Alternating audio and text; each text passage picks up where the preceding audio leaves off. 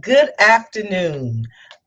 My name is Melanie Campbell, President and CEO of the National Coalition on Black Civic Participation and convener of the Black Women's Roundtable.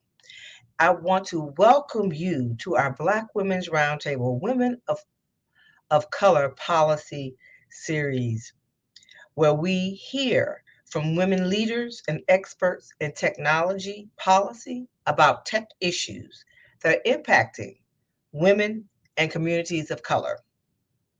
Our topic today is tech and the ballot box, how to recognize and combat digital voter suppression. Digital voter suppression has been on the rise since the 2016 election cycle and increased to unprecedented levels during the 2020 election and continues to increase every day. This harmful content is intentionally created to suppress votes, sow distrust in our electoral process, incite violence, and harass marginalized communities. If left unchecked, online trolls, both foreign and domestic, will continue to launch online voter suppression campaigns intended to disenfranchise voters in communities of color through social media, text messages, and robocalls at even greater levels during the ongoing 2020 midterm election cycle that we know this one is a will have a major impact on our democracy, on our freedom, on our rights, and on opportunity for justice in this country, as well as just around the corner will be the 2024 presidential election. Our mission at the Black Women's Roundtable is to empower underserved communities. This is why we are compelled to respond decisively to combat voter suppression in all its forms in order to protect our right to vote, and safeguard our nation's democracy. So today, we will hear from experts who will show us how to recognize digital forms of voter disinformation and what we all can do to combat it.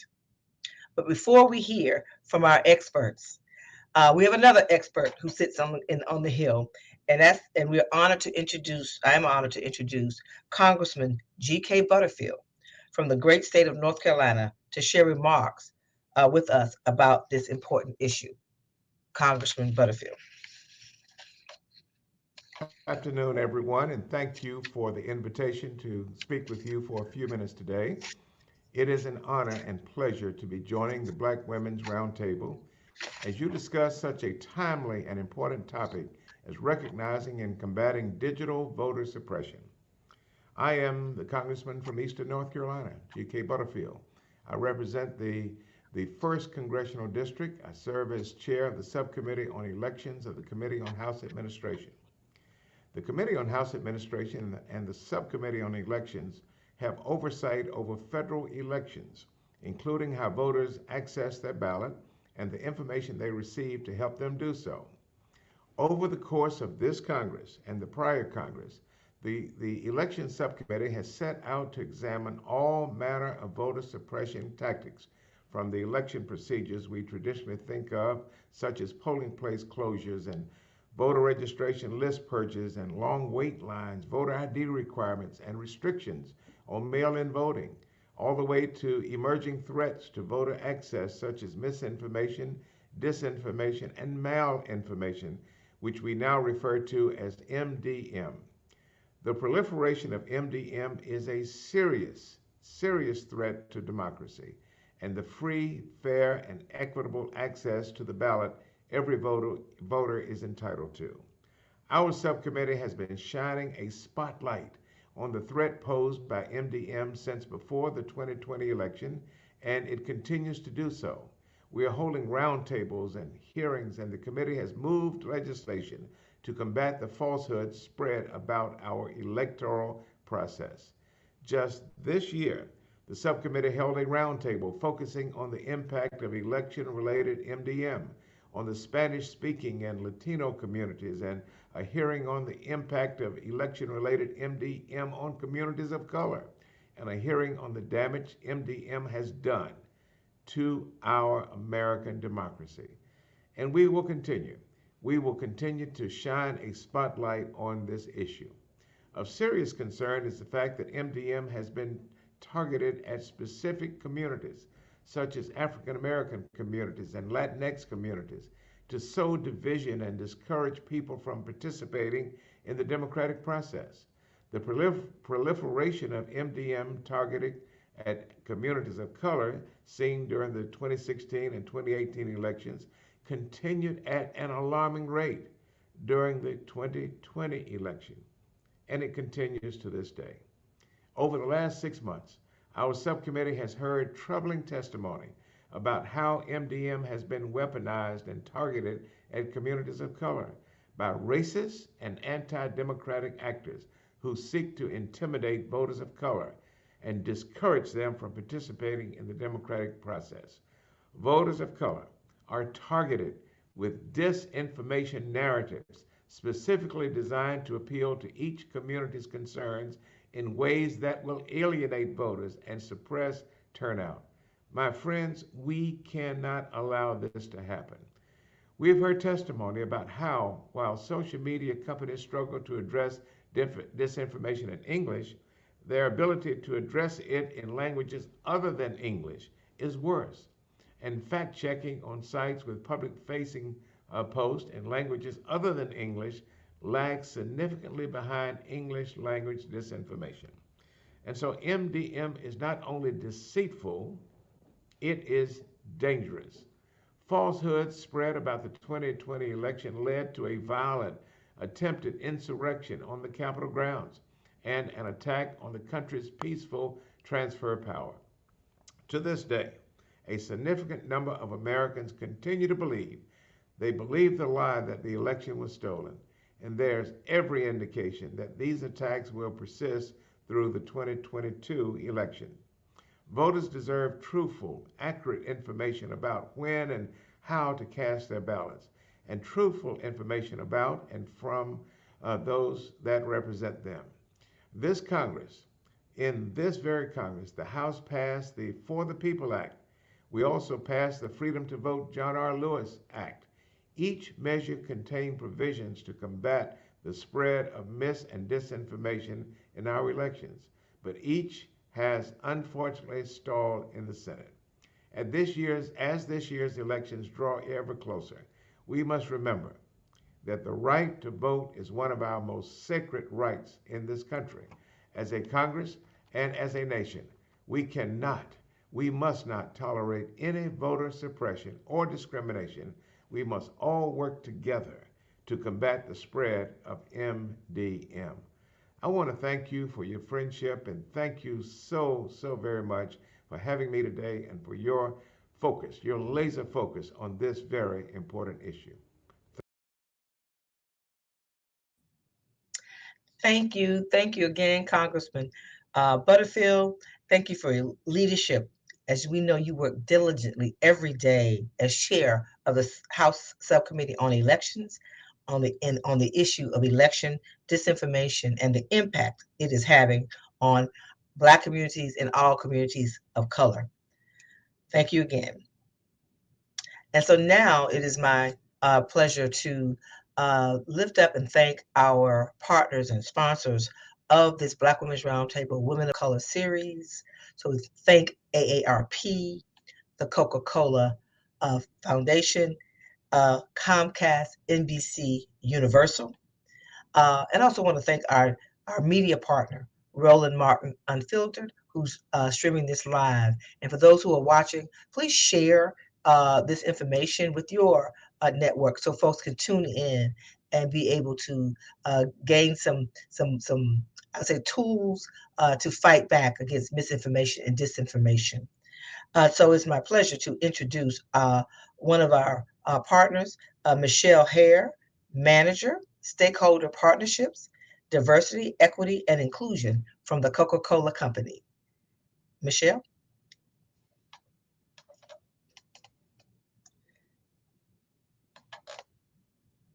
Michelle, I think you're on mute. You know, you'd think after 2.5 years of working virtually, you wouldn't have to say that we're still on mute. But again, thank you so much, Melanie, for that introduction. And to our audience, I'd like to extend a warm greeting on behalf of the Coca-Cola Company. Up until 2017, I was a resident of New York State. I grew up in Buffalo, New York. I lived in Rochester, New York, and also lived in New York City for 10 years. And not once did I ever have incomplete or no information about the voting process, and never did I wait in line more than 5 minutes to vote. Now that I am a resident of Georgia, I've had different experiences, and I know I'm not alone. While it's unfortunate that we have to host today's discussion, I am so incredibly grateful to work for a company that understands the moment and supports such critical conversations as today's. I am grateful to work for a company that confidently stands on its purpose to refresh the world and make a difference. And I'm also super, super grateful for wonderful partners such as NCBCP and Black Women's Roundtable, who understand the assignment and work relentlessly to democratize and equalize something as fundamental and as democratic and American as the right to vote. To Melanie Campbell, I want you to know that your friends at Coca-Cola, we see you, and we will continue to support your efforts to empower, to engage, and educate communities of color and underserved communities so that together we can transform lives. To our panelists and our moderator, I want to wish you big success. I'm looking forward to a robust conversation full of lots of learnings. And as Melanie said, I want to second, what we learned today is only good if we activate it. It's only good if we take it back to our communities. So we are all charged with taking these learnings, taking them back so that we can strengthen those around us. Again, thank you for this opportunity. Thank you for this moment, and let's get after it. Thank you, Michelle. Thank you and the Coca-Cola family, Coca-Cola Company. We're looking forward to, making this democracy that much stronger. It's some tenuous times, but there have been tenuous times before. And when we come together across sectors like we're doing, I think it'll make all the difference in the world, because it's all about inclusion and opportunity for everybody. So thank you. Love you and appreciate you. Thank you. Thank you again, Michelle. We appreciate you all. Next, we'll hear from Sean Mickens. Sean is the Associate Vice President for External Affairs, Comcast, NBC Universal. Sean. Hey. Hello. Thank you so much, Melanie. Thank you to you, Jocelyn, and the rest of the team. I must say, Comcast is a proud supporter of the National Coalition on Black Civic Participation and the Black Women's Roundtable. And we believe in the coalition's mission to encourage full participation of citizens in a barrier-free democracy. To achieve this goal, we believe that all Americans need to have digital equity, the access and the ability to leverage digital skills and technology, education, civic participation, entrepreneurship, and everyday life. That's why Comcast is investing $1 billion over the next 10 years to help further close the digital divide. These are commitments that will impact near as many as 50 million Americans over the next decade. This $1 billion commitment will include investments in a number of critical areas, including additional support for our ongoing Lift Zone initiative, which has established Wi-Fi connected safe spaces in over 1,000 plus communities nationwide since 2021, new laptops and computer donations, grants for nonprofit community organizations to create opportunities for low-income Americans, particularly in media, arts, technology, and entrepreneurship, and continued investment in our landmark program, Internet Essentials, which provides internet access for low-income Americans throughout the country. As everyone has said, today's discussion is a timely one as we prepare for the midterm elections in the fall. We all know how important voting rights and fair elections are to our democracy. And we at Comcast are proud to continue supporting NCBCP and the Black Women's Roundtable as they continue to convene leaders to discuss these critical issues of voting rights, technology, and our democracy. Once again, I would like to thank you, Melanie, as well as Jocelyn and the team for all of your hard work and your leadership in this area. I look forward to continuing our partnership over the coming years, as well as many of the partners who will be participating on today's panel. And I hope that everyone enjoys today's discussion. Thank you so much.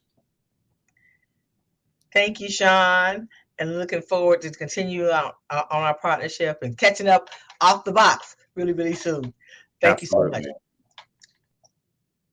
And now it is my pleasure to turn this technology policy webinar series over to our leader of our technology policy work at the National Coalition and the Black Women's Roundtable, to our illustrious Jocelyn Tate, our Senior Technology Policy Advisor for the National Coalition and Black Women's Roundtable.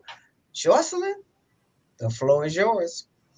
Thank you so much, Melanie. And I am so glad to be here to talk about this important topic today because, as everyone said, it's very timely. So today we'll hear from experts about how digital voter suppression is impacting communities of color, how to recognize digital voter suppression, and what we can do as voters to combat it. So let me introduce to the audience our panelists for today. They are Jenny Liu, Disinformation and Misinformation Policy Manager at Asian Americans Advancing Justice. Shireen Mitchell, she's the founder of Digital Sister and the Stop Digital Voter Suppression Project. Claudia Ruiz, she's the policy analyst at Unidos US. And Adonde Washington, she's the Digital Justice Associate Counsel at the Lawyers Committee for Civil Rights Under the Law. Ladies, thank you so much for joining us today for this discussion. And so I want to start out really with you, Jenny, Claudia, and Adonde. What impact is digital voter suppression having right now during this current midterm election? What do you see going on in the Asian communities, the Latinx communities, and the African American communities? And Jenny, we'll start with you. Hi, good morning, good afternoon, everyone. I just wanted to say thank you again to all of our partners for putting this together and really looking forward to the conversation. But yeah, so in regards to the effects of digital voter suppression on the Asian American community, so in the 2020 election, Asian Americans actually saw a record turnout, but with the impacts of digital voter suppression, this progress is really threatened. So these tactics are really undermining the faith of Asian American voters in elections and discouraging these individuals from going out to the polls. So right, as a result, we've seen that a growing subset of the Asian American community and a lot of individuals whom are first generation immigrants for whom English is a second language question the very integrity of the electoral processes in this country, and a lot of whom are genuinely believe that the 2020 presidential election was stolen by Donald Trump. So unfortunately, right, we've seen this time and time again in a time where the political influence of Asian Americans is growing and it's attempts of bad actors to take it away. Okay, Claudia, what about the Latinx community?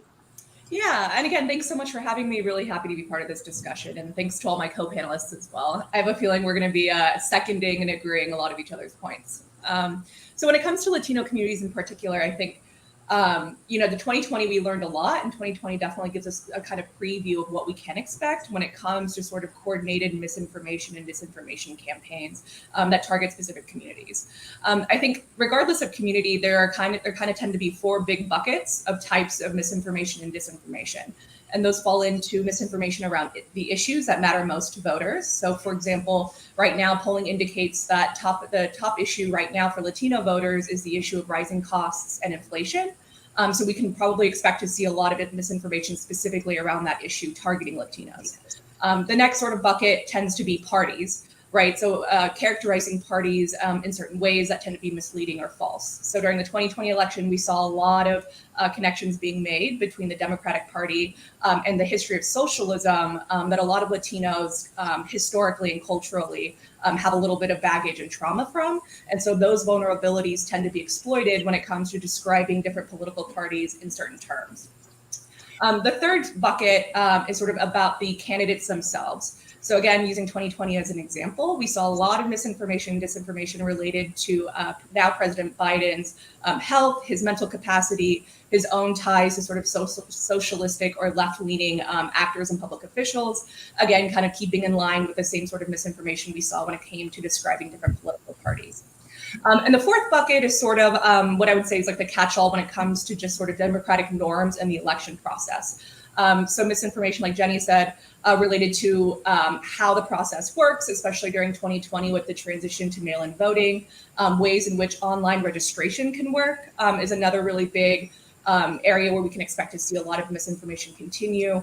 And then, of course, to kind of round it out on the flip side is that Latinos themselves also tend to be the subject of misinformation, disinformation narratives themselves. So, for example, character or falsely inflating the number of undocumented immigrants that actually fraudulently vote, even though there's, evidence proves that there's the instances of fraudulent voting is nearly non-existent.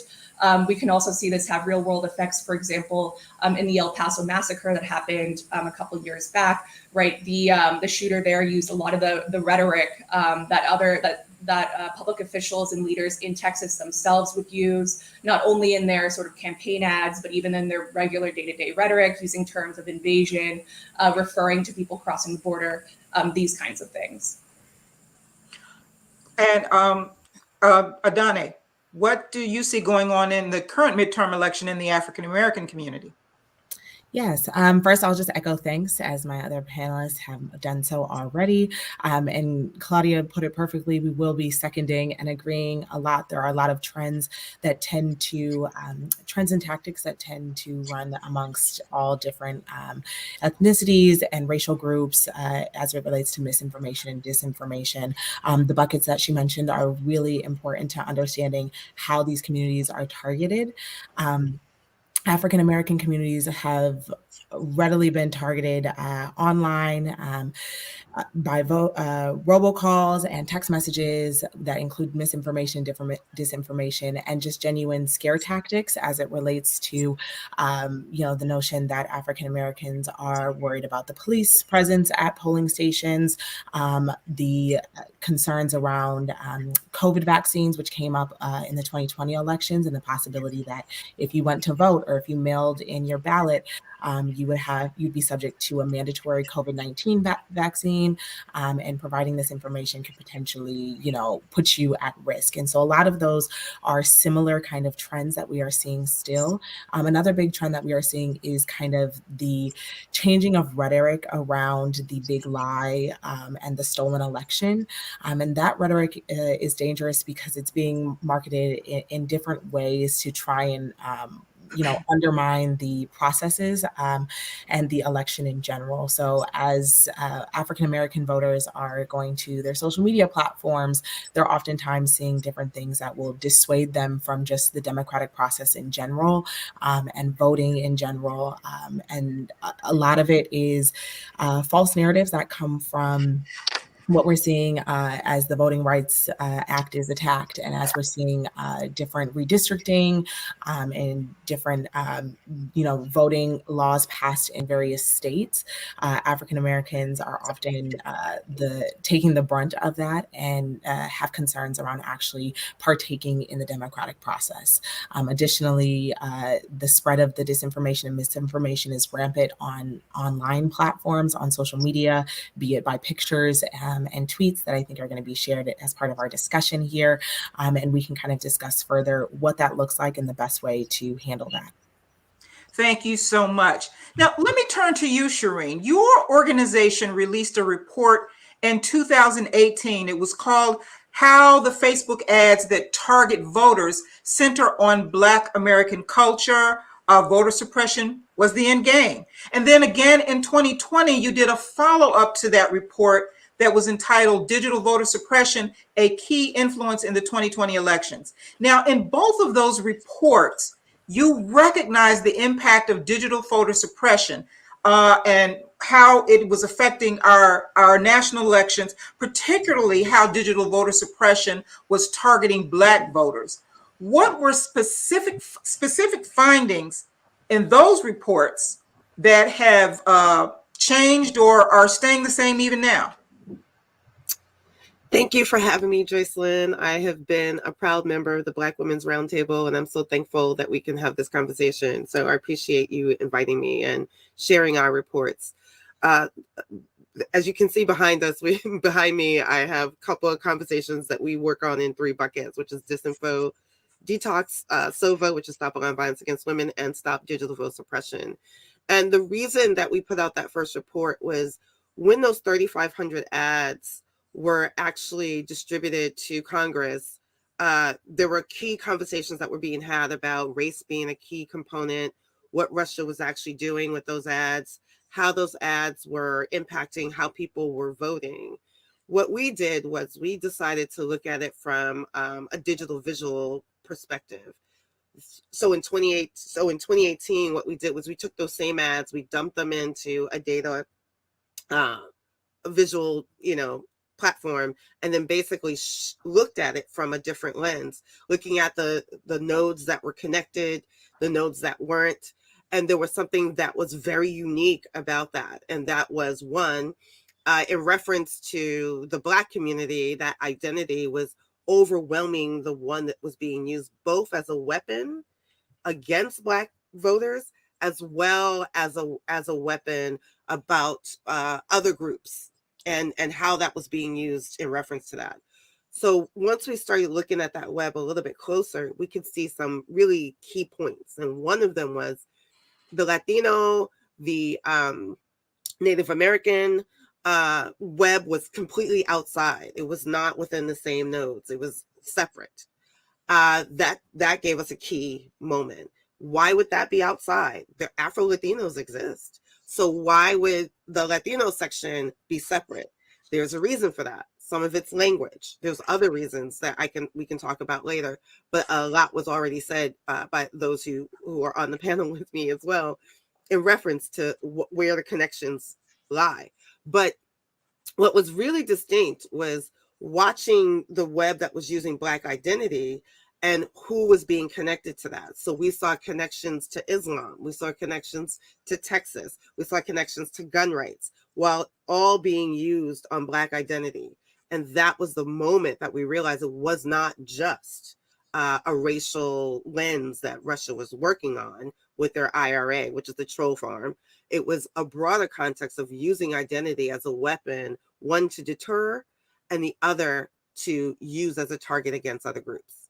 And that is the crux of what we saw then. And what followed in 2020 was looking at different groups, different campaigns that were specifically used to target Black identity and say, hey, don't vote, period, right? That was a Russian campaign, and some people still use it. Now it's changed in different ways in terms of telling people to vote down ballot, don't vote top of the ticket, and all other aspects that we have seen that are part of the same pattern, but sort of extended out. Mm-hmm. So in 2020, we tried to define what the digital vote suppression actually looked like so that people can see it and work on it, especially specifically for campaigns, for any politician that was running, for any group that was trying to get out the vote, to look at the warning signs of what this now looked like and how different it has changed to some extent and how much is still the same.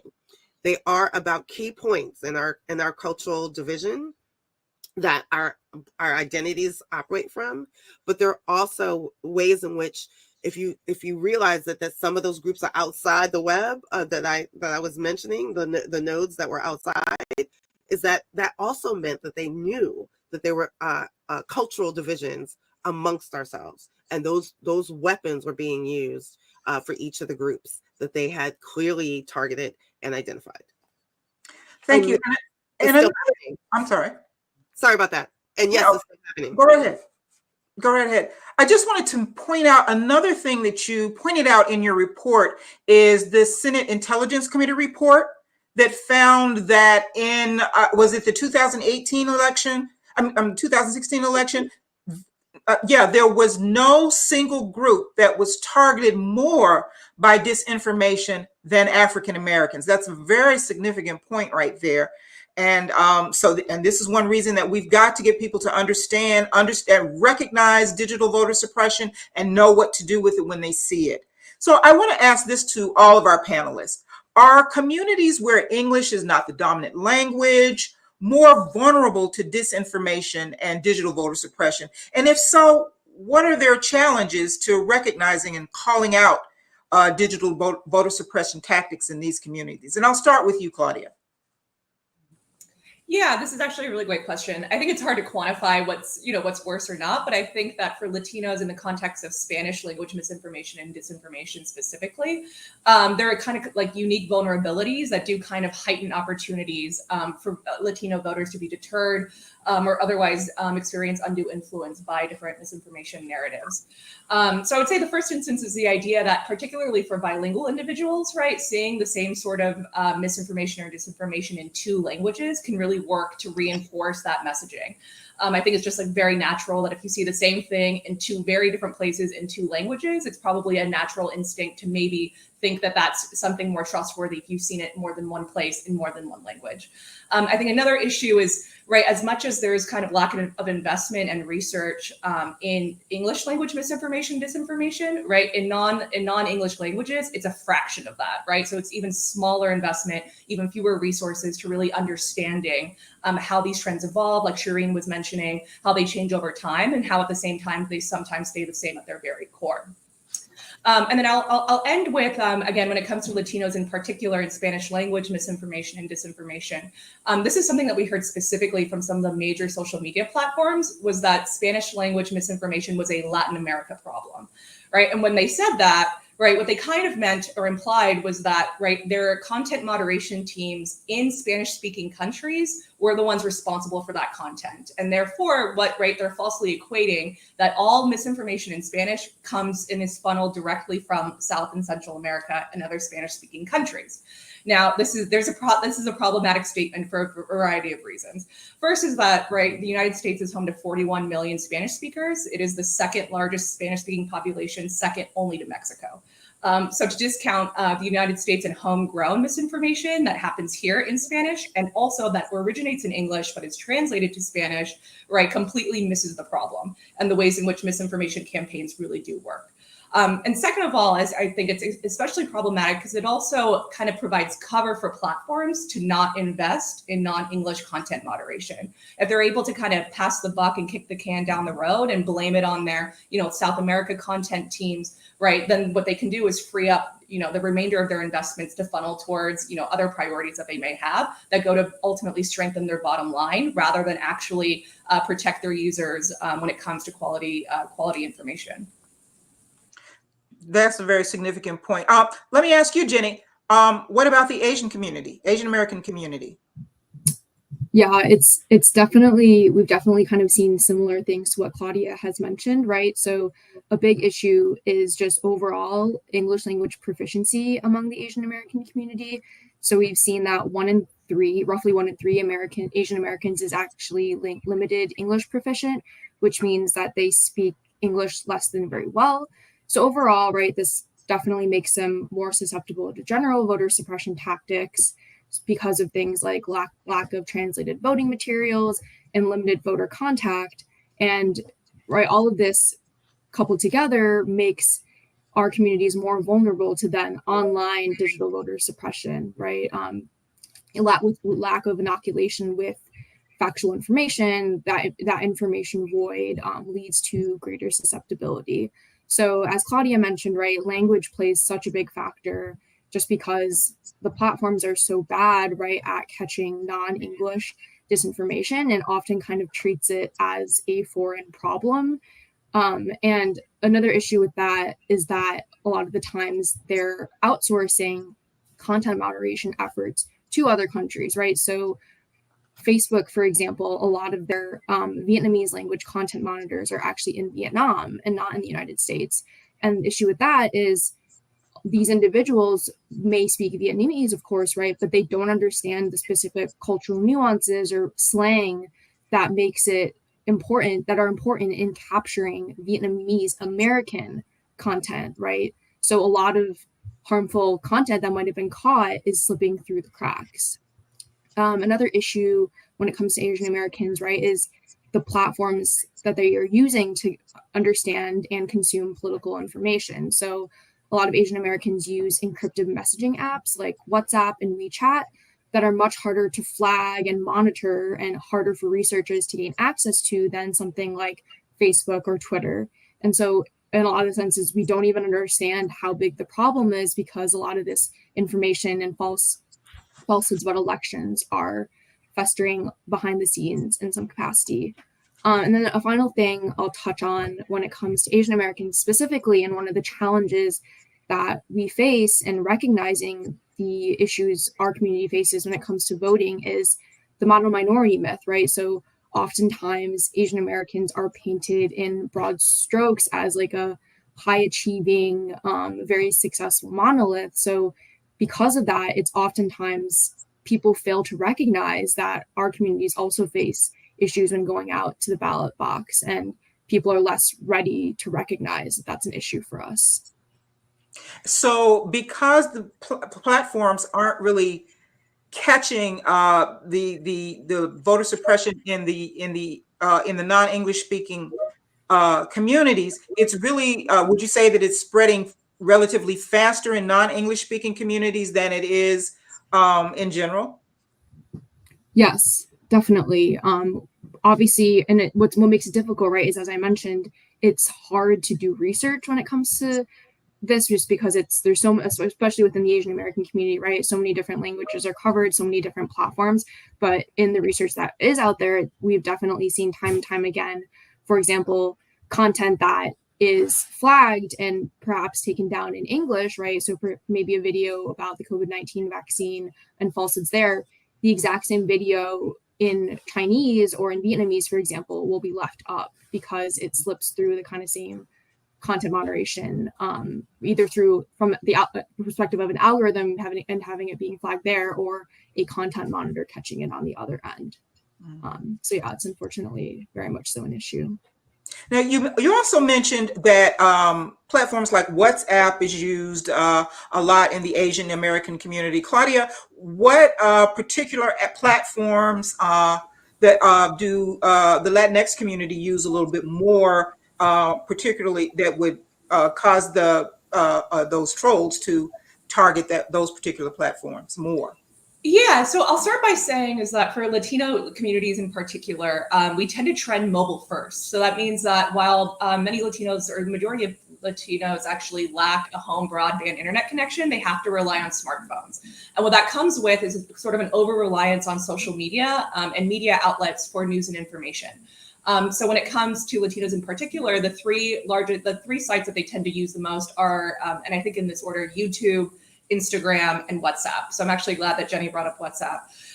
And so these are all, and WhatsApp and YouTube in particular present two kind of platform models that are really hard to actually capture, label, and eliminate a lot of the non-English language misinformation and disinformation because of the ways in which they're kind of different than, let's say, like a single Facebook post or a single ad that's running on your Facebook newsfeed, right? For YouTube, it can be a 20-minute long video where it has different pieces of misinformation sprinkled within, right? But that is then still allowed to stay up, despite the fact that it is, violating certain content policy standards.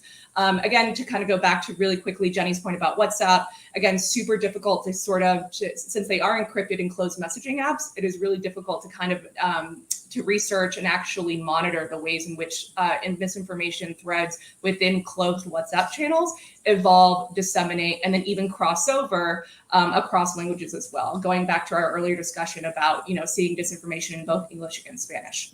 Now, the other thing about these social media platforms, and this would apply to all of them, is the idea that right? Platforms are incentivized to push content and to prioritize and deliver content that is divisive, polarizing, and conspiratorial, right? Because what that does is that keeps the user online. It keeps the user engaged, and it gets them to the next click, to the next click, to the next click, right? We've all done the sort of like doom scrolling and like Facebook black hole, and how you just lost an hour somehow clicking from one link to another. So right, platforms want you to do that. They want you to stay on. So again, it comes back to the fact that platforms are not necessarily incentivized to actually clean up the content and enforce their own content moderation policies and standards, because it would affect how much money they ultimately bring in, their revenue, and so on and so forth. I'll also close with, using Facebook as an example, as a specific example, is that a lot of these social media platforms, right, with an eye towards achieving, right, and maximizing revenue, they have developed targeting tools that allow advertisers and campaigns themselves to micro-target and deliver different ads. Now, of course, some of those policies and tools have been tweaked. Some of them have been withdrawn. But at the end of the day, the reality is that, what made Facebook so successful as a platform for advertisers are the ways in which advertisers are allowed to sort of micro segment populations and deliver very specific ads, sort of what Shireen was mentioning in the report that she wrote a couple years back. Yeah. Now that we know what digital voter suppression is and where and how it breeds, let's talk a little bit about how to recognize it. So I want to bring up a couple of, before we go on to the next question, I want to just bring up a couple of some digital voter suppressive images that have been online. And let's just look at those for just a second. So if we can get those up really quickly, and then we'll go on to another question, because I want to ask you, Shireen, about these training sessions that you've been conducting. Now, if we look at these two ads, let's kind of dissect those a little bit. These were some ads that were in the last presidential election, and one of them was talking about the polling changes. And then the other one is talking about how Black people need to stay away from the polls. So Shireen or Adane, could you just kind of, talk about the impact these have had in previous elections on voter turnout in the African American community, or anyone that can chime in on these, and let me know what these type of ads, have you seen them having an effect in previous elections, and how do you think they're going to be affecting the elections going forward? So one of the first ones, Donnie, I want you to just definitely follow up, is there's two distinct differences between these two that you put up. One is literally a technical aspect, right? In the sense of telling people the wrong date to vote. That's illegal. That is one of the big ones that happen a lot in terms of the content that goes up. But it also happens to be one of the ones that the platforms will take down, because if the date for voting is wrong, they'll take it down because they know that that's the case. The other one is very specific, where it's just basically telling Black people, we have no power in this system, so just don't vote at all and let the system crash, kind of. And that's a very separate one. And it's a little different because it's harder to get platforms to take that second one down. The first one they'll take down. The second one is, quote unquote, an opinion. And that's where we get into very dicey spaces around what digital vote suppression is. Adani, I see you nodding your head. Please chime in. Yes, and Shireen completely made all the correct points about the first one. The platforms, after some time, have officially kind of implemented into their policies to ensure that they are monitoring the ones that have the absolute wrong information as it relates to date, and that is a common one. The second one, not only is it problematic because it is an opinion, but it's also using a lot of tactics that it includes two individuals who are prominent in the Black community, and that are well known to individuals in the Black community specifically. And so not only are you attaching an opinion, you're also attaching it to people that are well known, and to some individuals hold a decent amount of weight or authority. And those are the ones that are likely going to be, and the thing about tweets, you see them transplanted from Twitter to other platforms, right? So you'll see them pop up on your Facebook feed, and they kind of are immortalized in those spaces. And the ones with opinions are the ones that are often, shared the most, or people are sharing them with the concept of, oh, this is a public service announcement, PSA, thinking, let me spread this information. And that's kind of one of the things that we can, of course, get into a bit further in terms of inoculation as it relates to seeing these false tweets and potentially trying to inoculate them or provide the correct information while not also amplifying the inaccurate information.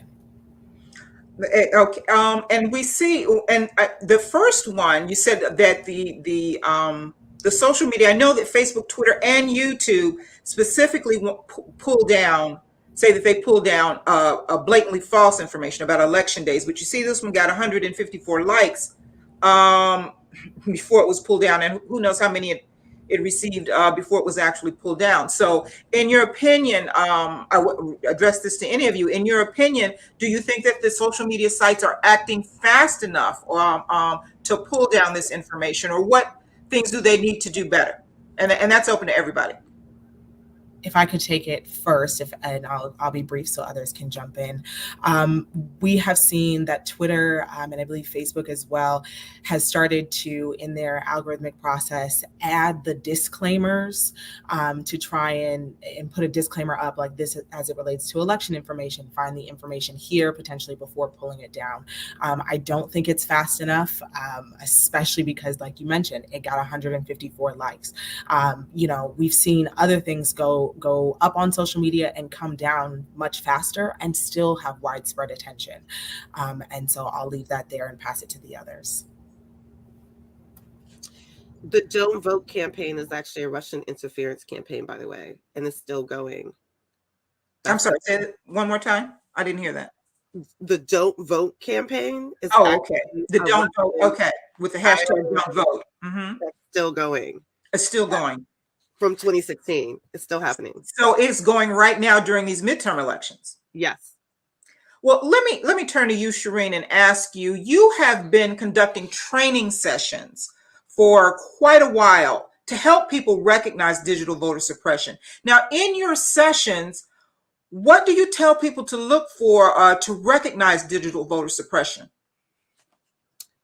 So some of the key things that people don't realize that they think that we're having a debate about people's intellect, how smart people are. And that has never been the case. The challenge that we're faced with is that the things that the campaigns use has to do with people's belief systems and where they sit on in politics, how much they understand how it works, how much they don't.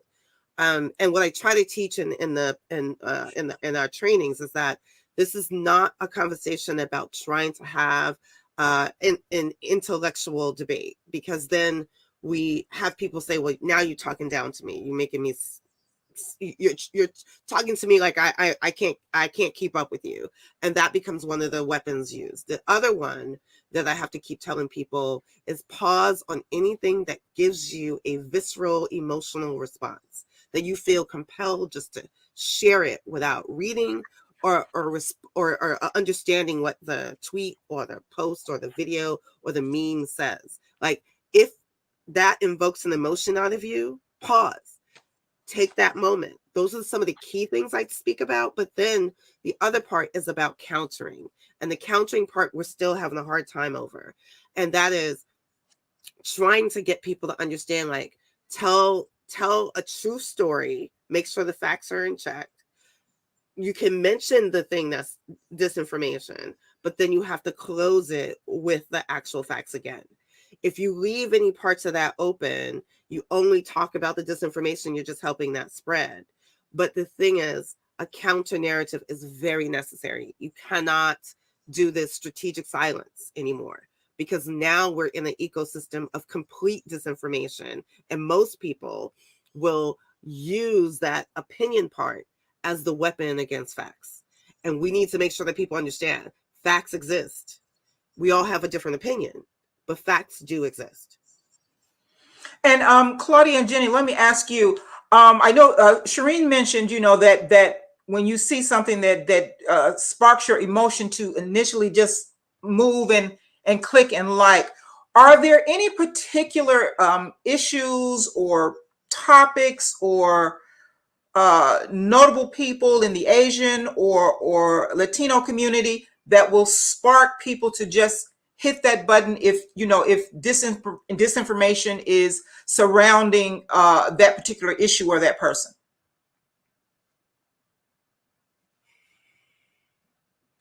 Yeah, sure. I'll go ahead and kind of tick through a few. And again, these are things that we saw during the 2020 election that we've continued to see right since then. And I think that we can expect to see a real serious ramping up as we get closer and closer to the midterms.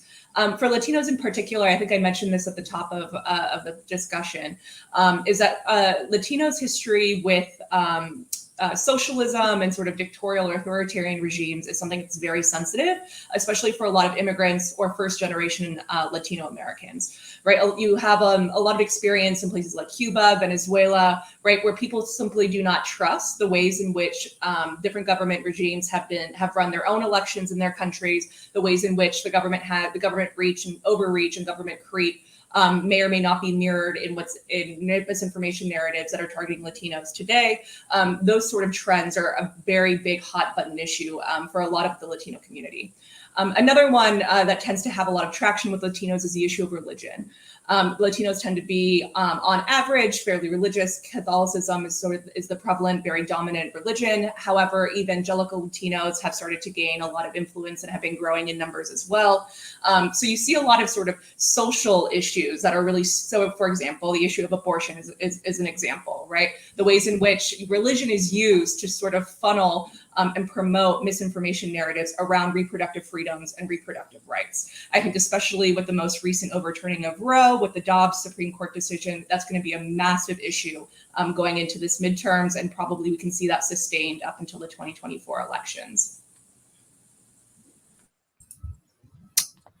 Yeah, I can jump in too.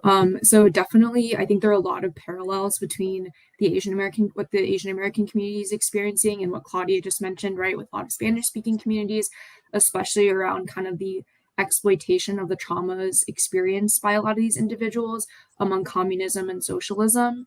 So we've seen a lot of attempts to tie democratic politicians to socialist or Marxist policies back in the fall and earlier last summer, when there was all of the kind of mis and disinformation surrounding critical race theory. We saw a lot of attempts to tie that to the Chinese Cultural Revolution and a lot of kind of disingenuous efforts on that front. In terms of other kind of tactics that we've seen, there have been some kind of more very explicit attempts to keep Asian Americans away from the polls. So one example that we have in mind is ahead of the 2020 presidential elections, there was a very large push on WeChat within dozens of different groups, which are kind of the bread and butter of how WeChat works, right? So these large group chats where communities will often convene. There were rumors that the DHS was preparing to mobilize the National Guard to quell riots, of course, in an attempt to keep Chinese Americans away from the polls, to scare them out of voting. So in addition to more kind of explicit, right, kind of the vote, don't go to vote at all tactics, we've also seen a little bit more covert efforts to just broadly undermine faith in elections, electoral politics, and specific candidates. So kind of similar to the don't vote examples that were shown earlier, right? We see a lot of rhetoric around like, politicians don't care about Asian Americans, so why bother voting at all? Or a lot of messaging around questioning the security of elections and sort of discrediting results before votes are even cast, right? Questioning the security of vote by mail and things of that nature. And that actually has a really interesting tie back to sort of the home country narratives that we've discussed. So in April of 2020, there was a lot of disinformation around mail-in votes with regards to the South Korean midterm elections, and the idea that that was, of course, falsely marred by mail-in ballot fraud. And so we saw similar narratives bleed into South Korean American spaces during the 2020 presidential elections and similar rhetoric around mail-in ballot fraud.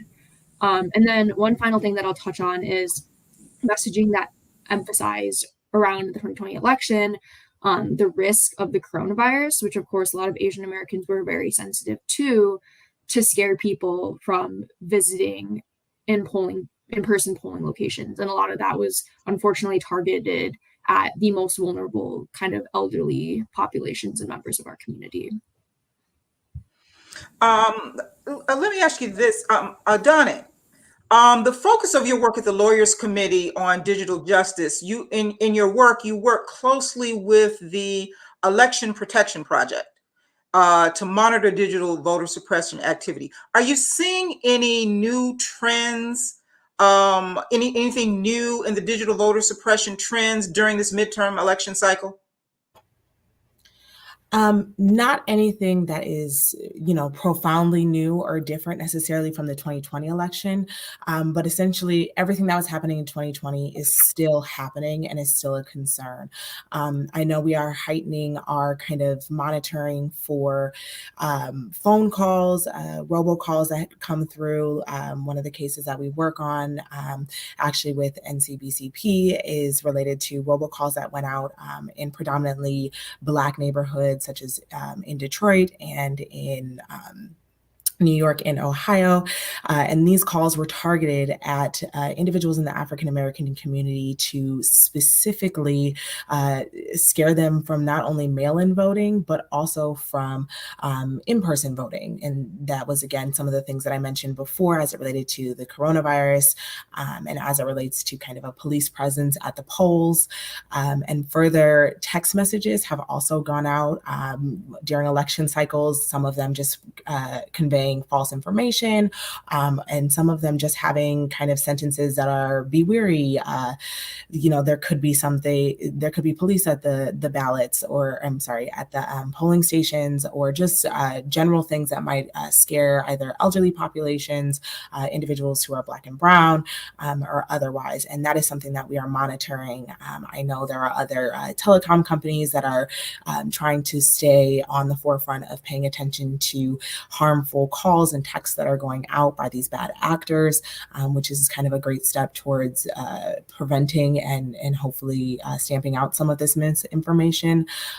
Further, in Black communities, we are continuing to push at the Lawyers Committee on behalf of the Black and brown communities, push the social media companies to do more and be a lot more diligent and much faster at the ways in which they are handling and removing misinformation, disinformation. We encourage them constantly to put the tags on articles, on those tweets, and on those Facebook posts that encourage individuals to have that correct information. As Shireen mentioned, having that counter narrative has become very important. So ensuring that anything that is posted that could be harmful is immediately followed up with, here's where you find the correct information, or for more information, see the polling go to the direct website for your state or for your county. That is very important at the state level. I think is where a lot of the concern is at the moment, being that in these different states, Georgia, of course, is a big one. Michigan is kind of another one that is concerning at the moment, just in terms of individuals who know that they, during the 2020 election, did a lot of mail-in voting, and their districts were the ones that were targeted for voter fraud or having issues at the ballots and with the mail-in ballot fraud and kind of all of the things that are encompassed by the big lie. Those are states to be on the lookout for a lot of misinformation and disinformation as it relates to specific state elections for the Black and brown communities.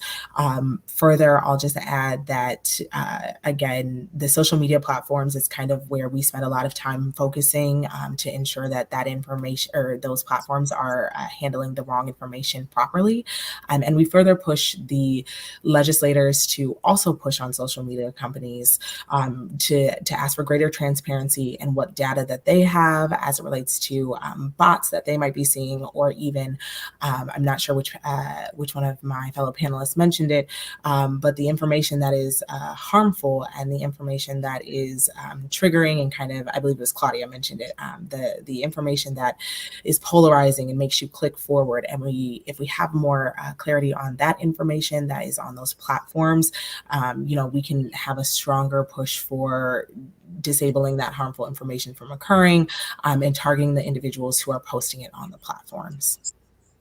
You mentioned the information that's going out that's frightening people and scaring people away from the polls. We do have a couple of examples of that. And while we pull that up and get that on the screen, let me tell you, speaking about the different trends, one trend that we saw here at the Black Women's Roundtable that was targeting Black voters during the height of the Black Lives Matter movement a couple of years ago is that while they were building social media sites that were first building up followers, promoting the Black Lives Matter movement, celebrating Black people and denouncing police violence.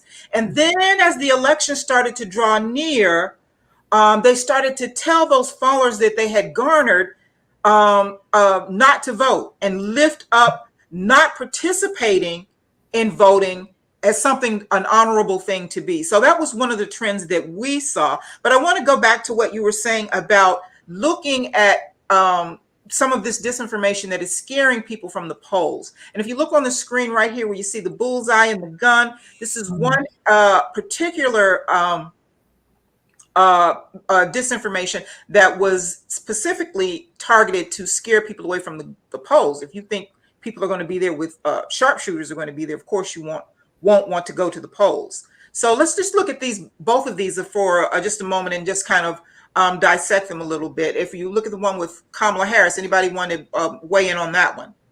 Yeah, the Kamala Harris campaign was a big one, and it started 2 weeks before she even announced that she was going to run for president, and now she's the VP, and it's still going. And if you didn't see the report by Centennial that showed how often there's content that is literally easy to find, and Twitter did not take any of that down, and a lot of it's still up in different ways. I'm glad that there's some actions being taken and some consent of understanding that the disinformation, these memes, actually have an impact now. But this was one of the big ones because she was never a cop. And the fact that people could not process that she was never a cop and that we had to have a broader conversation about what it is to be a Black person as a cop, what it is to be a Black person as a prosecutor, as a attorney general, all the spaces in between, and how difficult that division can be easily used as a weapon. The first one with Kamala, like if you just even look at that, it's just like all the ways her laugh, how often is something about her laugh mentioned, right? That's part of that meme. And that's why that smile, that laugh is there, because even Black women laughing in any kind of joy is used as a weapon as well. It is very much like a very centered, not just on her as a Black person, but the whole context that you'll get into about her also being Asian and where that goes. There's so many connections to using her as a weapon in so many ways in multiple communities. She is like the perfect example to use her. And then the other part is very much things we came to understand about Black people being threatened, lynched, trying to vote. Like it falls into that other category. And sometimes if you actually think about even the COVID example, believe it or not, using COVID to get people to not vote, right? Saying if we're sending our elders in to vote with COVID, we're asking our elders to die. In the same way that when they stay home, which is where the laws are now, based on disinformation, if they stay home and mail it in, that somehow their vote won't be counted. So we now are using two key things that happens in the Black community about how elders will vote no matter what, and what gets used against them in the way that convinces them not to vote.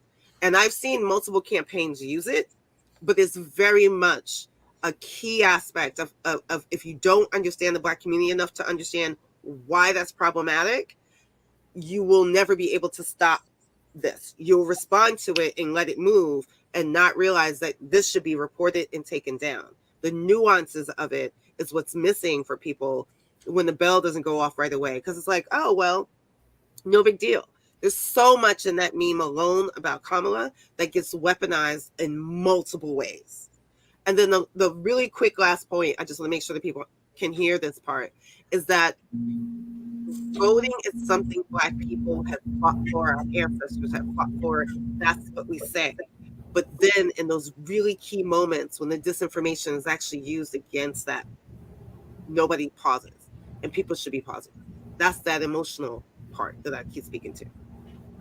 And then too, in the second one, this fear that's put in the ad, where it says, our infiltration of white nationalist wings has allowed us to create a high chance of success plan to train ex-military snipers to commit random killings at early polling locations. My gosh. And this one had 26 likes and 28 retweets. And who knows how many more before it was taken down. And that's the point. Like, that's actually a death threat, right? And death threats are not protected by the First Amendment, but somehow people let that go and no one checks it and no one reports it. And that's the other thing that's problematic with the platforms. A lot of it is also bent on the fact that other people have to report something, but they have to identify it first. Exactly. And that's why we really want to focus to get people to recognize digital voter suppression. So let me turn to Jenny and Claudia for a second. What is Asian Americans Advancing Justice and UNIDOS doing in the community to help voters combat digital voter suppression? And I'll start with you first, Jenny. Yeah, so a big thing that we're pushing for with this electoral cycle and previous electoral cycles is just really amplifying accurate in-language content about elections. And as we've talked about extensively, right, oftentimes it's this information vacuum that is then filled with problematic information. And especially with regards to this past election, right, with the pandemic, and as we touched on, right, all the influx of changes with regards to polling locations, for example, or mail-in ballots or registering to vote online, there's just a great big opening for bad actors to kind of enter and sow confusion. So we're just trying to minimize that as much as possible, push out the relevant information in all of the relevant languages so that our communities can be inoculated with factual information before inevitably, unfortunately, right, they are subject to the kind of falsehoods that we've been talking about during this panel.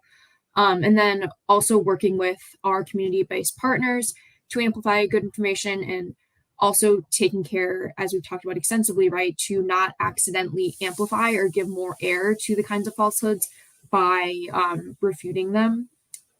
So we often talk about, right, like the truth sandwich when talking about mis and disinformation, like starting with a factual claim, debunking potentially the unfactual, and then ending again with a factual statement. So that, I think, will be the main focus for us in this election and coming elections.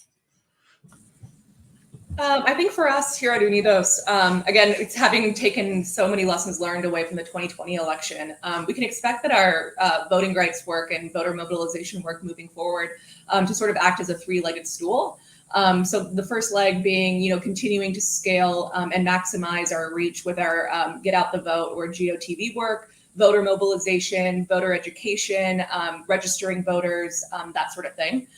Leg two is sort of the bread and butter policy and advocacy sort of work that we do. So it's, again, making sure that we're pushing back on sort of state level attempts to restrict voting, and making sure that we're getting reauthorization of the Voting Rights Act, those sort of things that can actually strengthen and protect the right to vote, which therefore would then translate into making it harder for misinformation and disinformation campaigns to exploit the vulnerabilities that come with the lack of voter protection that we're starting to see, and the rollback of voting rights that we're starting to see at the state level.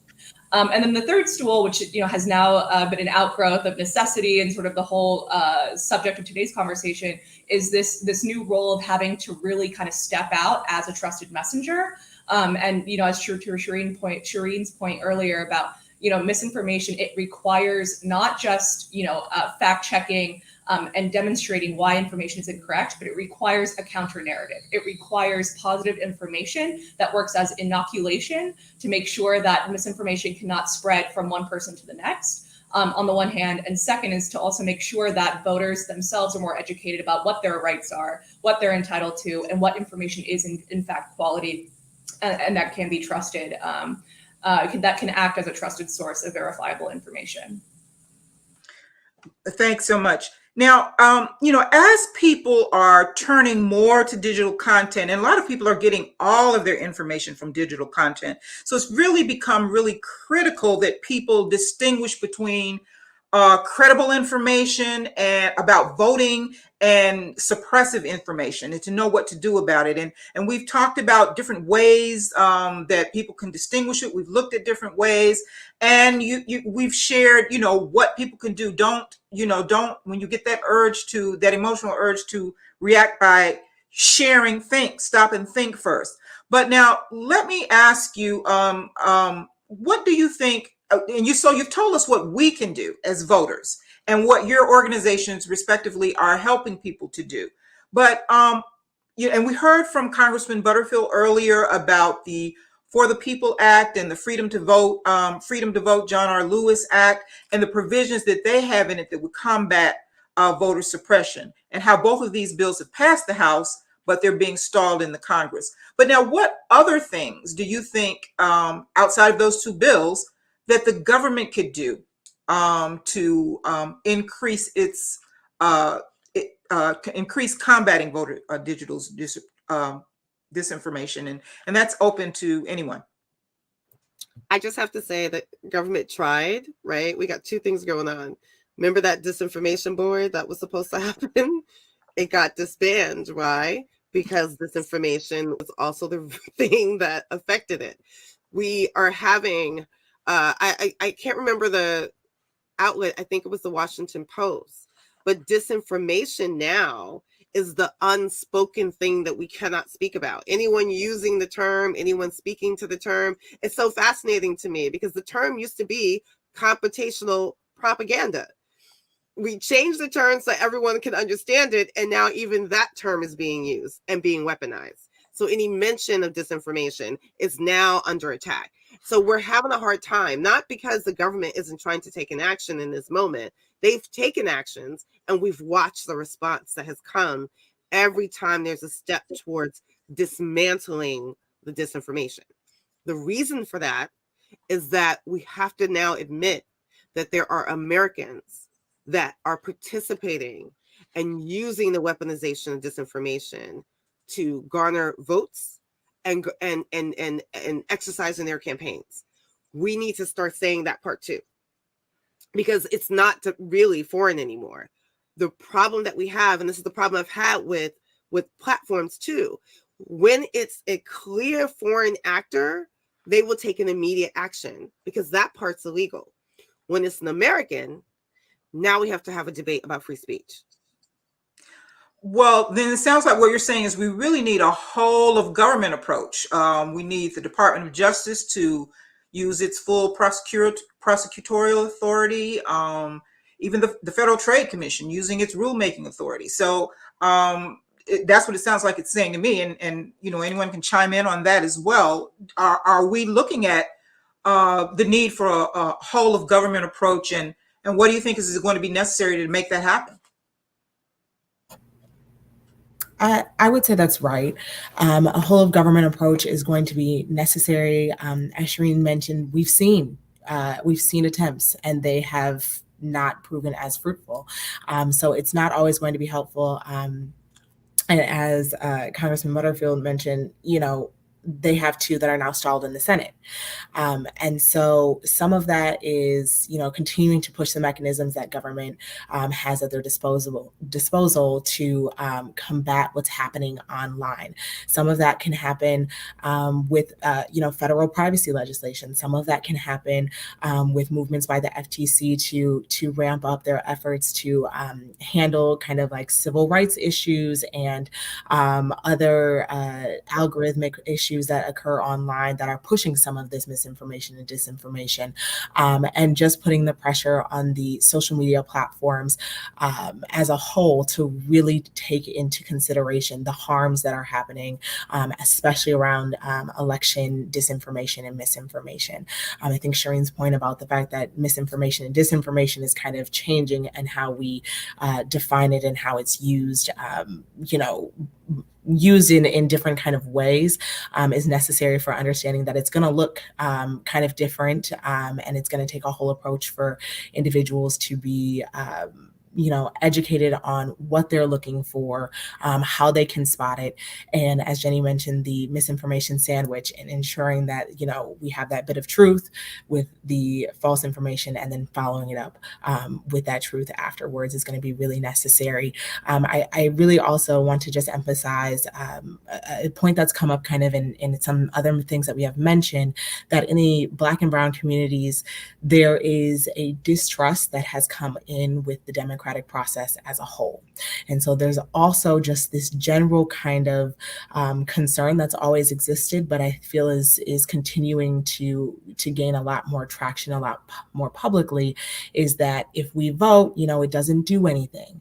And then we see the states that are changing and redistricting, and kind of taking away the power that is supposed to come with the voting and electoral process and the democratic process. And that right there, and then you pair it with Congress is not passing, the laws, and we see individual senators and representatives who are making statements about things that are really necessary to all of our communities, and making these statements as if they are not as a high priority as they should be, especially as it relates to the overturning of Roe and gun control and, all of the kinds of things that Black and Brown communities are often targeted for negatively. And therefore now the kind of common understanding is, maybe our vote doesn't count. So a lot of what's going to be necessary as we go forth, as Claudia mentioned in the three-legged stool approach, is a lot of that education and a lot of getting out and telling people, hey, here's how to do this. Here's how to access the right information for your state, for federal, for your jurisdiction, whatever it is. That is going to be kind of one of the combined efforts that all communities can take. I couldn't agree with you more. And it sounds like all of our organizations have a lot of work to do to make that happen. Now, let's talk about the elephant in the room. What do you think the tech sector should be doing more to combat digital voter suppression? And I'll open up to anyone. The challenge that we have is that the tech sector actually benefits from it, right? Engagement is engagement, even if it's bad engagement. They're calculating, and the triggers that they're using are the numbers, right? It's exactly what you said before, like how many times did that get like any of those bad and wrong texts or tweets got more traction than it should have.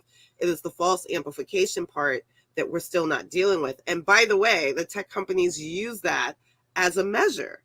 That's the data points that they're counting. What is the thing that's getting people to respond? And it is the emotional response. You remember years ago, Facebook got called out about like testing emotional weaponization of the news feed, right? That's a benefit. There's another part that we're not saying. They keep using this term that like the tech industry are mostly liberals. No, they're mostly libertarians. There are two differences. And the fact that we cannot have that conversation, they're not trying to protect the liberals. They are benefiting from the fight between, and they will use it because it works for them, because the data points that they're looking at are not the data points that we're looking at. We're trying to look at the data points that are false and trying to remove them. And they're looking at the exact same data points and see engagement. And that is the problem that we're having with the tech companies. Most of us have all had different conversations with the tech companies and have walked away. I had to one time show up to Twitter showing an actual image that was still up since 2016 that said don't vote, with the actual Russian image of don't vote. And it wasn't until I showed someone in their face that they take it down. We are having a fundamental disconnect between not only our political system and how it works, and most people not knowing and not understanding, and the ways in which the lobbyists from the tech companies are also impacting the politicians who are using the disinformation for votes. Anyone else care to follow that one? Yeah, I think Shireen always makes a great point, which is right. At the end of the day, the platforms are like any other industry, and that maximizing revenue is their guiding star, right? So I think that that's something that we have to absolutely begin from. Any discussion has to start from there, right? And the fact that incentive structures are not going to align when it comes to the ways in which they're platforms themselves are kind of allowed to act largely unregulated.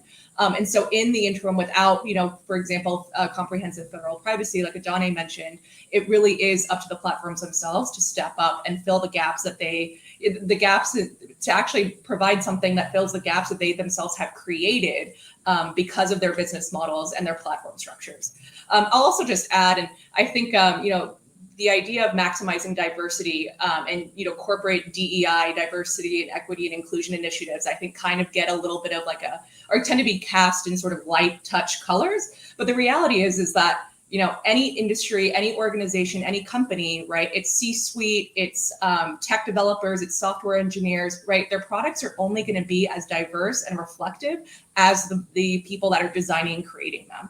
So when you have platforms like Google, YouTube, Facebook, Twitter, when you look at their employee diversity base and you realize that, the overwhelming majority are not people of color, are not women, right? You start to understand the fact that how can these products that are supposed to be meant for such a diverse society, such a diverse population, possibly be reflecting that true diversity if our own participation is limited in their creation, if we are not the people at the table setting policy decisions, making sure that we're the ones writing the content moderation policies. To Jenny's point earlier, ensuring that content moderators themselves speak the language, the non-English language that they're meant to monitor, but are also culturally competent in sort of the themes that apply not only from a non-English perspective, but also from a non-English speaker in America's perspective as well. So I would just kind of end with the plug for maximizing DEI, again, throughout the entire sort of corporate structure, all the way up from executive, all the way down to product designers and engineers.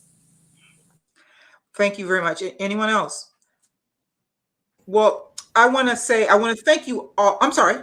I'm so sorry. I just wanted to jump in and add one additional thing. We're talking here, I think, mainly about the largest tech companies, the Facebooks, the Googles. It should also be noted that there are other social media platforms that were bred out of 2020 kind of election and slightly right before. So we have like Parler is one of the kind of top ones out there, and these, again, they are left to kind of their own devices on how they are setting up what's happening on their platforms, and it's up to them. So not only do we want to push the larger tech companies, we also want to push for, transparency across all the tech platforms and all the tech companies that are used to kind of still spread this information. And I understand that, they're private and they can kind of operate how they'd like, but that's kind of where that federal privacy legislation comes in, where states can, implement different sorts of privacy legislation for themselves. But we really need to focus on, obviously, the larger ones while also paying attention to smaller ones that can also be just as harmful. Okay. It is all just...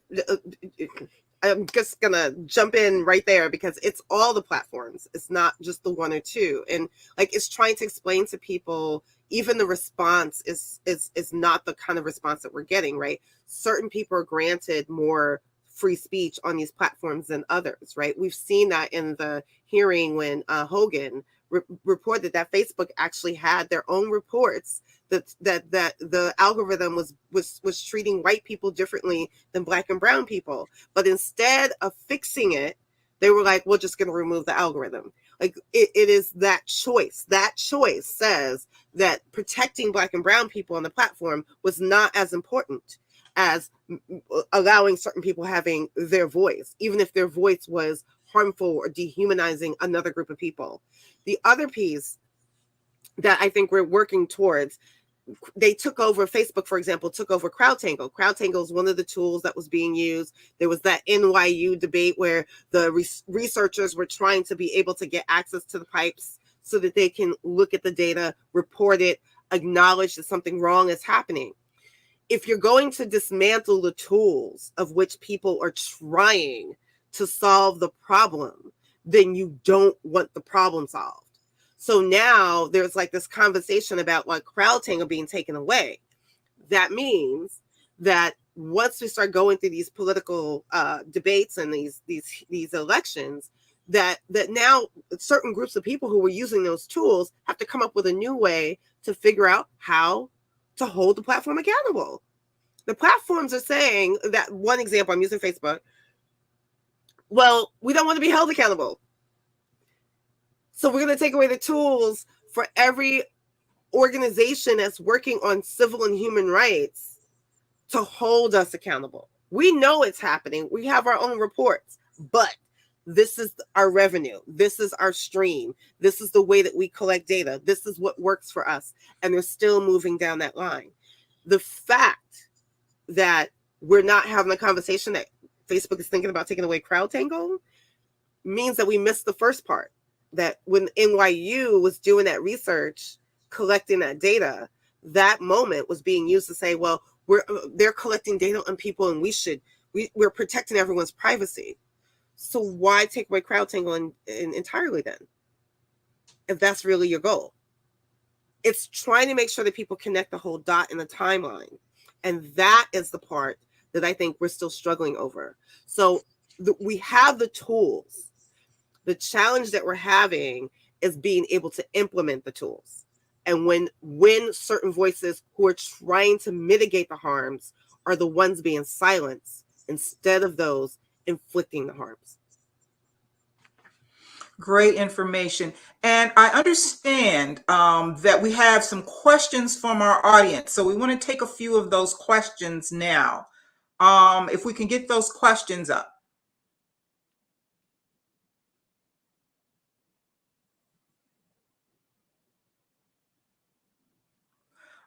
We have Felicia Davis here. She wants to know, what do we do differently? Should we counterattack? And if so, how do we do that?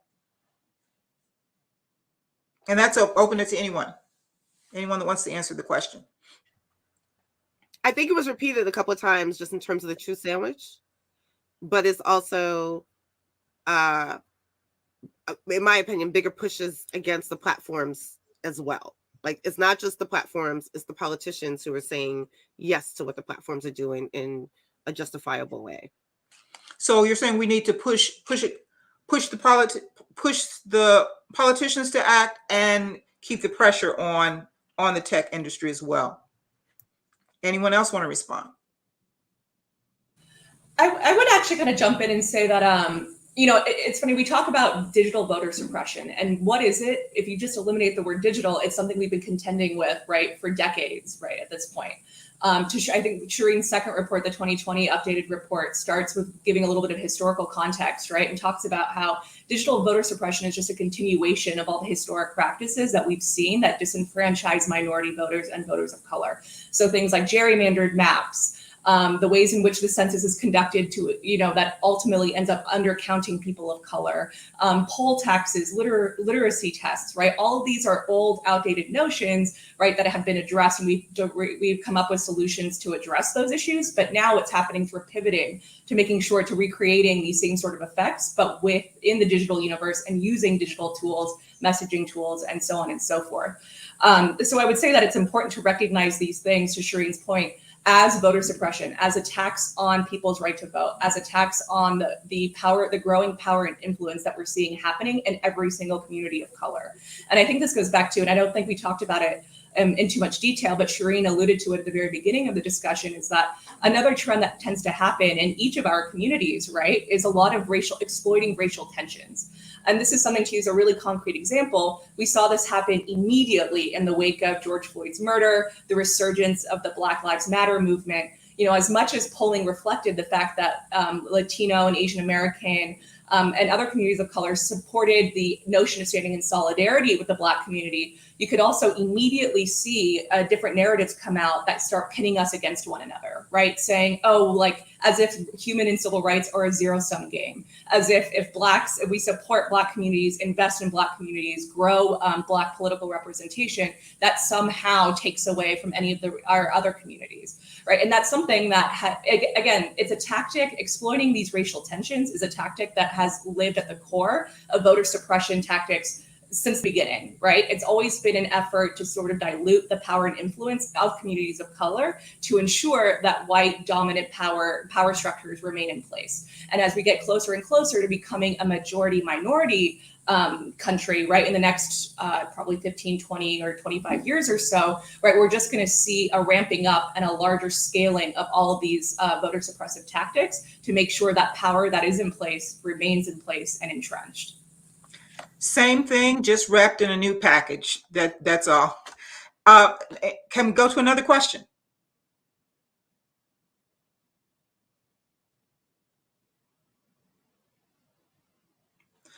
Okay, this question is, how influential are influencers in digital messaging campaigns to debunk the myths? This one is tricky. And I think it's tricky because I see Shireen smiling, so I'm glad we were kind of going in the same direction. It's tricky because influencers, anyone could get an influencer, right? And influencers are often given the information that they are to be sharing with their following. And so we see, repeatedly we see influencers and celebrities who are on the right side of, passing along quality and really good information about voting. And that is very useful, right? You have kind of, as we talked about before with that tweet example, people who hold a lot of kind of weight in the Black community and in other communities, or in each of our communities. Those individuals, there are a decent number of them who are spreading good information, right? But on the other side of things, there are influencers who are likely going to be brought on to kind of share some of the misinformation and disinformation. Some of that is because not only are they going to be paid to do so, but based on who their following is. We've seen the harmful podcasts, we've seen the harmful TikTok accounts who are spreading this information and misinformation to their large followings. And then, we'll have right-wing leaning groups who are getting these influencers to continue to spread this information and misinformation in harmful ways to their following. So I think it really kind of goes both ways and can be tricky. They are influential for good reasons, but they can also be influential for harmful reasons. So I think a lot of that is going to come back to, as Shireen mentioned, there are opinions and we are all entitled to those opinions, but there will always be facts. And so I say to anyone who is really into their social media and looking at their accounts and those influencers that they are, stay true to, watch the videos every single week on the YouTube channel, do your research after kind of hearing what they've maybe talked about. If it's new information that you maybe didn't know about the election prior to, maybe take a second to kind of look into that a bit further. If it's something that you've always known and now they're presenting a different lens to it, or presenting something that is counter to what you thought you knew about it, take a second and just Google, look into it. There are lots of, all our organizations are really good at providing general kind of election and voting information to the public. And so there are a lot of really good resources, but always do your own kind of fact checking when it comes from even people you might trust on your feed. So basically, and the answer is for us to do your own due diligence. Don't rely on the influencers, because the influencers can be influenced. Yes, yes, exactly. Like that don't vote image that I was talking about was a blue check person. That's why it stayed up so long. Like it is that moment of trying to get people to understand that sometimes even the influencers have been influenced. There were people who have blue checks, who were celebrities, who were sharing some of the Russian content, even when not even noticing the logo, like the Russian logo from their fake Black America US website, right? It's people not even catching that and then immediately sharing it because of the celebrity. So it has to be a combination of understanding both. Thank you, Adani, because I was just like, yes, this one's hard. And it's hard because you want the trusted influencer to be able to help push a narrative that is helpful. But unfortunately, sometimes that trusted influencer can be influenced. Okay. If I Go if ahead. I can jump in really quick, yeah. So when it comes to influencers, right, I think oftentimes we think of celebrities or famous people, but when it comes to what we talked about earlier with encrypted messaging apps, and right, a lot of our communities use, a lot of the influencers in those networks are more trusted leaders within the community, right? So church pastors or family members, and so people's guards are down when it comes to someone like that sharing information. So I think it's just really important to remember to basically take everything that you see to approach everything you see with a healthy degree of skepticism, even if it's someone that you trust sharing something, right? And I think that's a big part of the vulnerability of mis and disinformation spreading on apps like WeChat and WhatsApp, because they're so community focused. And a lot of the times people view members of these groups as trusted messengers, right? It's often harder for them to discern like what's real and not real, because if it's your friend or if it's your mom sharing something, I think you naturally are more susceptible to believe that it's true, even if oftentimes that person may not necessarily have the correct information. Now, let me ask you about that. With these encrypted on these encrypted platforms, you said sometimes it could be a leader in the community. Now, do you think that leader in the community is being influenced, or incentivized to spread that information, or they're just spreading information that they heard and they're spreading it along, and it's just fanning the fire? I think it depends on the situation. There are definitely, I'm sure, instances where it is malicious and potentially out of a desire for power or oftentimes money, right? But then also there are often instances where it is just it is misinformation, right? Where the intent isn't to harm, but it's just people are misinformed and don't have necessarily the accurate information themselves, and then it kind of spirals from there, right? Where it's passed from one person to the next, and it isn't necessarily malicious, but the bad information is still being perpetuated regardless. Okay, look, do we have another question?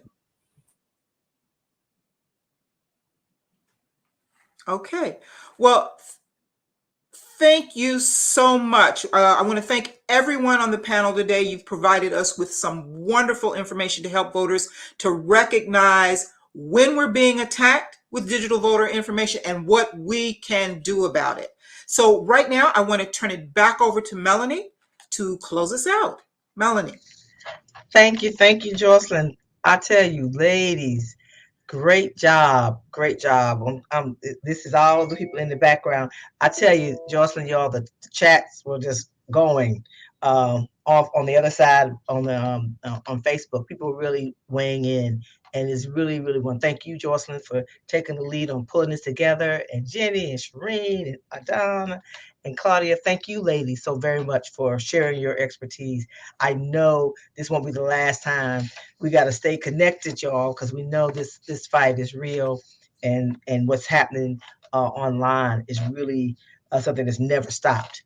And our democracy is at a really critical tipping point, and this does matter. And what I saw, as I stated, from people just weighing in, folks needed to hear from you all today.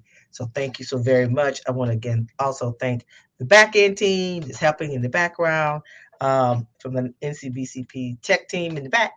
And that's Antoinette Miner and Christina Q, and our comms team, Angelo Greco and Lon Walls. And thank all of you all for tuning in. Thank you, Roland Martin Unfiltered, for being our media partner, and our brother in the movement for always bringing the information that is needed. And lastly, and certainly not least, is thank our partners and our sponsors, AARP, Coca-Cola Company, Coca-Cola Foundation, Comcast, NBC Universal. And again, thank you all for joining us.